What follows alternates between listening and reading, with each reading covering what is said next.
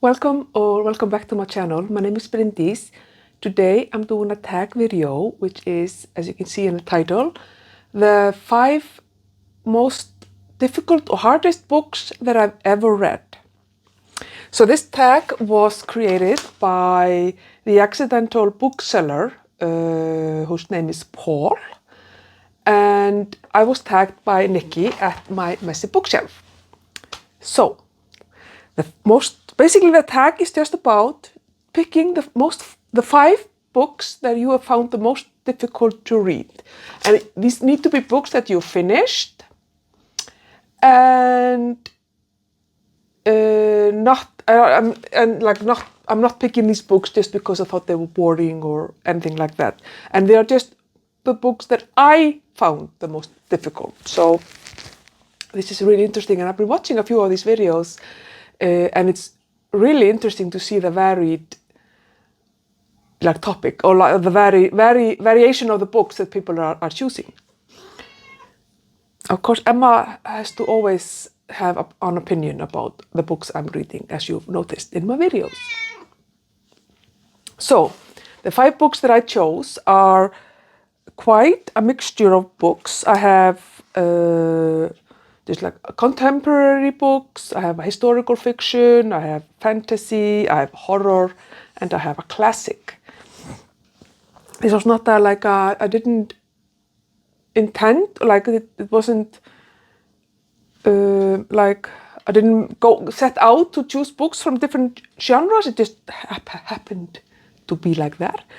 And these are books that I've read in the last 3 or 4 years. So the book number 1, you're probably not going to be surprised. It's Crime and Punishment by Fyodor Dostoyevsky, the Russian classical master of literature. And so this book is about Rodion Raskolnikov, a previous student who seems to have dropped out of university and is very poor, and he commits a crime, and then we are, for a large part of the book, dealing with the punishment part, which is mostly in his head, his guilty conscience. There are some interesting characters there, his friends, his sister, his mother, a possible brother-in-law, and of course the police, and his creditors, and all sorts of characters.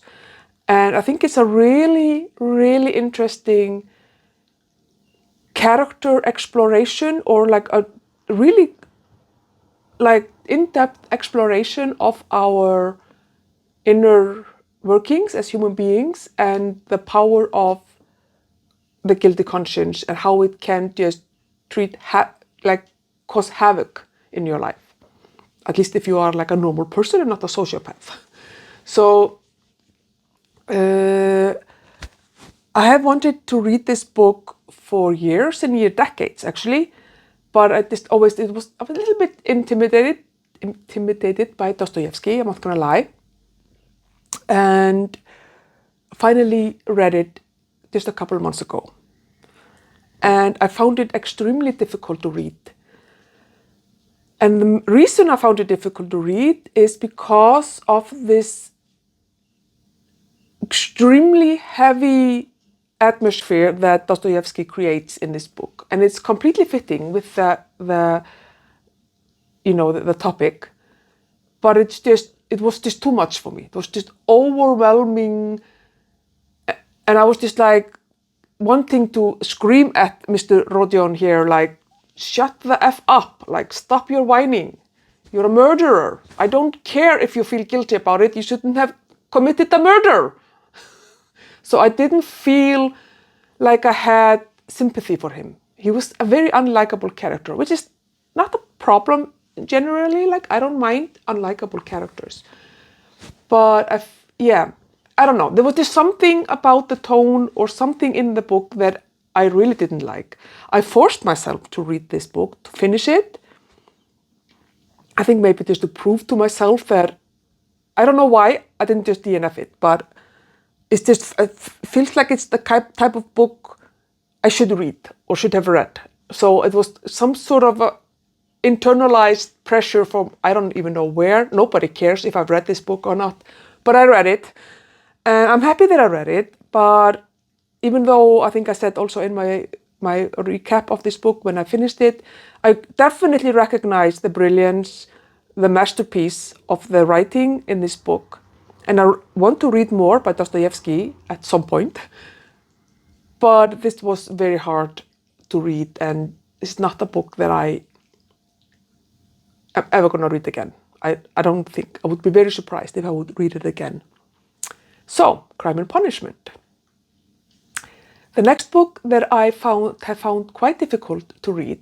It was a hard read for me, but at the same time, it was one of my favorite books of, I think it was number 2 of 2023, my favorite book of that year.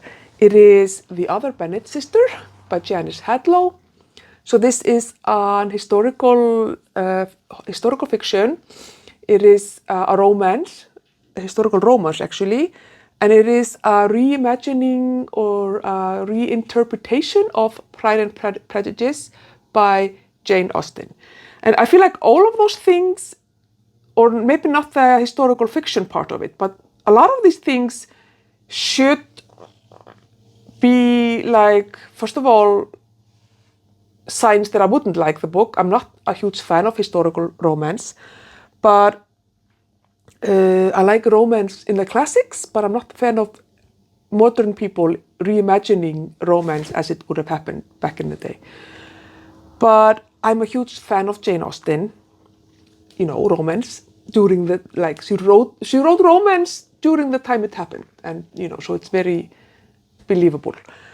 But I love her work. I love Pride and Prejudice, and I was really excited to read this book because it's about Mary Bennet, the overlooked, ignored middle sister in the Bennet household.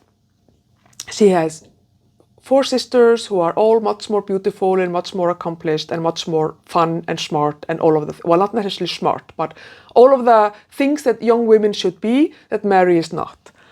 And from the first time that I read Pride and Prejudice, I kind of identified a little bit with Mary Bennet. I am a middle child. I'm the 5th child of 6. And as a middle child, you know the struggle of feeling left out, or not left out, but ignored because older sibling needs more attention, a younger sibling needs more attention, and so you're kind of, I was also very well-behaved, lovely little girl, so, I also played the piano. I also think did not feel beautiful when I was younger. So there are a lot of things about Mary Bennet that I identify with. So I always had a soft spot for her, and I felt that Jane Austen sometimes felt very unfair to her. So I was really excited about this book. And when I tell you that, especially the first part of the book, which is the reimagining of Pride and Prejudice, so it's the events of Pride and Prejudice through Mary Bennet's point of view. I sobbed. When you're telling you that I sobbed, I sobbed. I had like type of crying with like, she does it so well. That feeling of being, nobody appreciates you, but without it becoming like, I don't know, it's just this extreme, the author depicts this sadness, this grief that Mary has, at least in this book. Obviously, this is not Jane Austen's Mary, this is Janice Hadlow's Mary, of the fact that nobody really sees her for her. And I think it's just, it's so well done.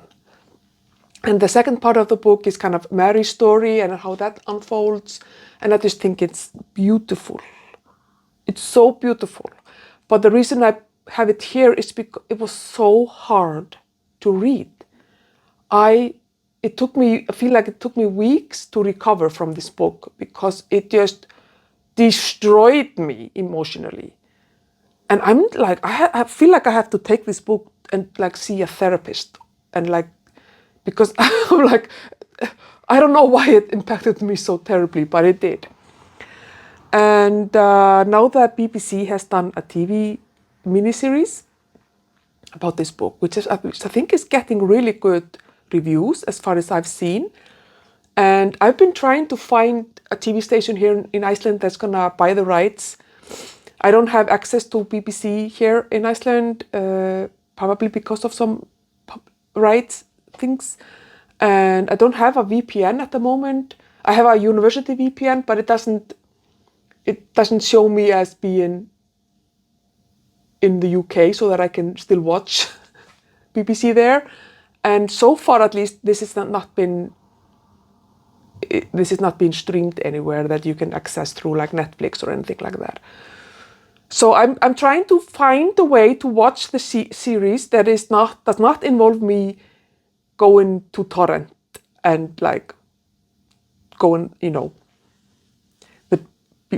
that route, the black route. But I really want to watch that series. I think that, I'm very hopeful that it's gonna be a really good kind of representation of this book. But yeah, this one destroyed me emotionally, and it took me weeks to recover. It was so hard, but it was also so worth it. So I 100% recommend it if you like being destroyed emotionally. The next book that I want to talk about that I found so hard to read, I have almost never been as proud of myself for having read this book.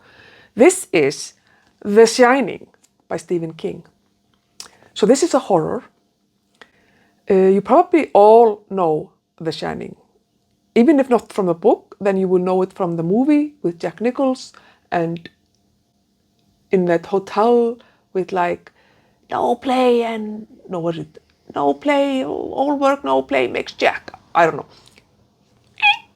It's insane. The movie is insane.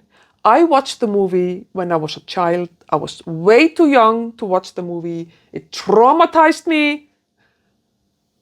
Like, it traumatized me to the extent that even today, when I go and travel and I stay in a hotel that has a long corridor, and I'm maybe coming home in the evening or something to the hotel by myself,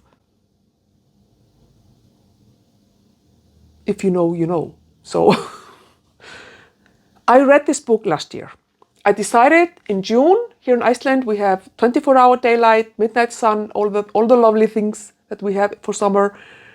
And I thought, if there's any time to read this book when you're in Iceland, it is when there is no darkness. And I read it. It was so scary. I dreamt about it, but it was not actually as scary as I kind of had built up in my head. So I think that this one is, I think the movie is just, I don't know if it's better than the book, but the book is really good. But the movie is also just like, whoa, very good. But there are moments in here that are just so scary. Oh my God. And I even I had to go to my laundry room, which is quite dark. Even in the 24-hour daylight, I was just like, oh, put the lights on, because I don't know who I was thinking was going to be there, but. And this book also, it gave me courage to maybe I can read horror and really scary things. Because I have read like a book by a thriller author which is also more like a horror. There are like ghosts or possible ghosts and like haunting, and which I couldn't read when I got the book for Christmas so I had to wait to read it until the summer. So I'm a huge scary cat. I'm such a scary cat, But I was able to read The Shining, and it has given me confidence and, that I can actually read horror. So I haven't read a lot of horror. I'm currently reading The Stand by Stephen King, but that one is a different type of horror. It's not like, I don't feel it's like the scary type, at least not so far in the book. But yeah, so if you don't know, this is about Jack and his wife and their son Danny. And so he's a writer, the father, and they go to spend the winter in the Overlook Hotel, where the father's going to work as the caretaker, as the hotel is closed for the winter season. So they're going to be there all alone, somewhere in Colorado, I think.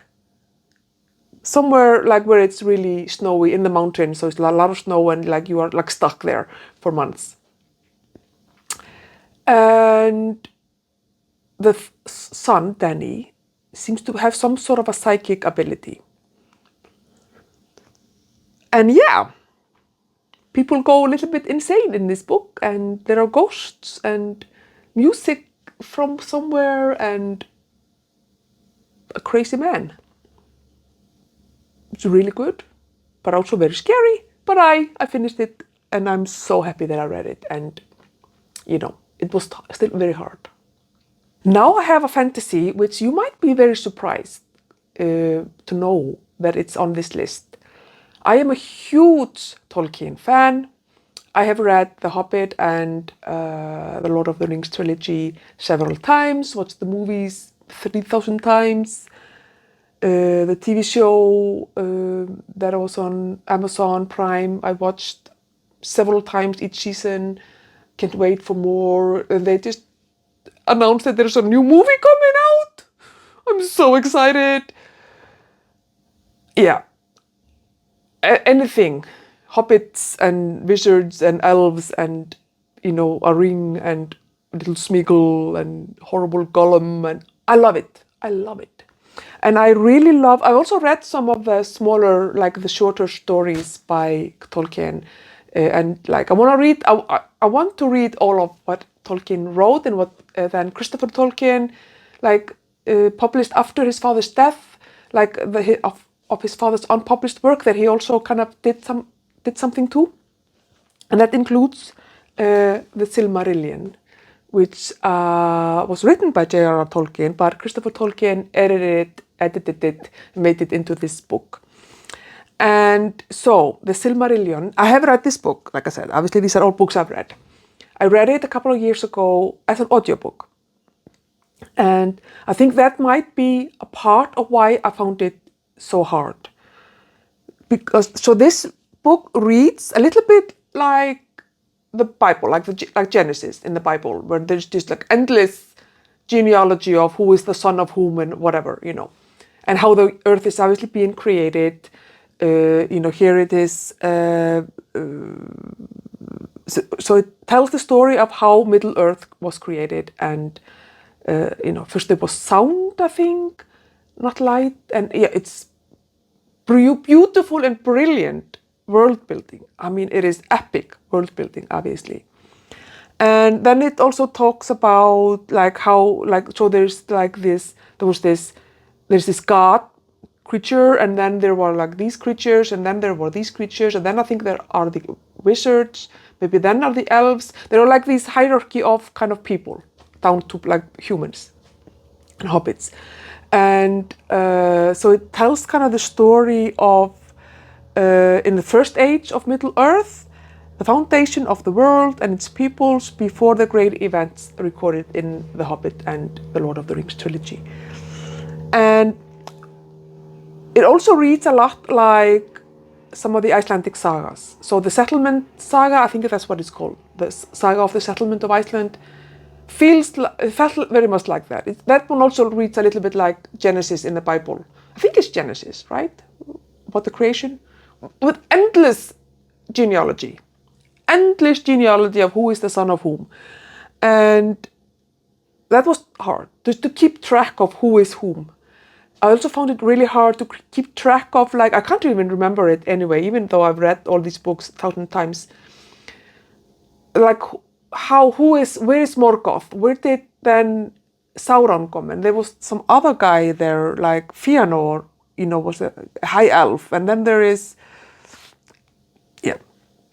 Angband. And there are all these place names and person names and all of these things. It was just impossible to read, for me at least, as an audiobook for the first time, if I wanted to actually remember and know anything about what takes place in this book. It was so lovely listening to. When I listened to it, it was narrated. It wasn't Andy Serkis. I think he has actually narrated the book now, but I listened to the other one, who I'd also listened to previously, narrating all the books. Peter Inglis. I will put the name here. He's a fantastic narrator. Andy Serkis is obviously like that, but the other one is also very close second, very good narrator. And it was lovely listening to him narrate the book and listen to all the stories and everything. But I don't remember any of it. It was just like, oh yeah, okay, went through whatever. So if I want to know and really learn about, like remember things, I need to actually read it visually and physically. So that's definitely something that I want to do at some point, to read the book, take notes, and just learn more and remember like how this fantastic world was built, how it was created, and who is who, and all of those things. So, the Silmarillion. Very hard, but also worth it, because it's just such, I mean, this is why all the fantasy that I read, I compare it to Tolkien, because it was just beyond human what he did creating this world, for me, appeal. And then we have, so this has not necessarily been a hierarchical list of books, like from less hard to the hardest. Although the last book that I'm going to talk about, I think without a doubt is the hardest book that I have ever read. I think a couple of years ago, was it, yeah, a year and a half ago when I read it, I think the title of my reading update for that month was, I read the most difficult book ever, or something like that, because it was such a difficult book. Now this book is not what you would think. It is A Man Called Ove by Fredrick Backman. This is the Icelandic translation. I read the Icelandic translation. It is fantastic. Fredrick Backman is fantastic. He's a Swedish author. And this book, in case if you don't know, which I doubt, I'm sure all of you know, it's about Ove, who is the man here. He is very lonely, and he's grief-stricken because his wife passed away from cancer.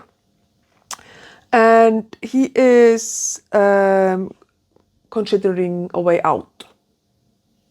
So there are heavy topics in this book.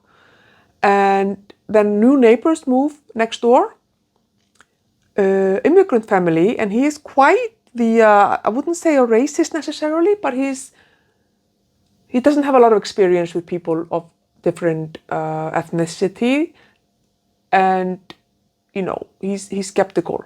But this book, oh my God. The interactions between the new family, the children and him, and then there's the cat that kind of adopts Ove. This book is beautiful. I love the writing of everything that I've read by Fredrick Backman. I love, fantastic writer. And I think it's just a really beautiful, lovely story about the importance of community and having human connection.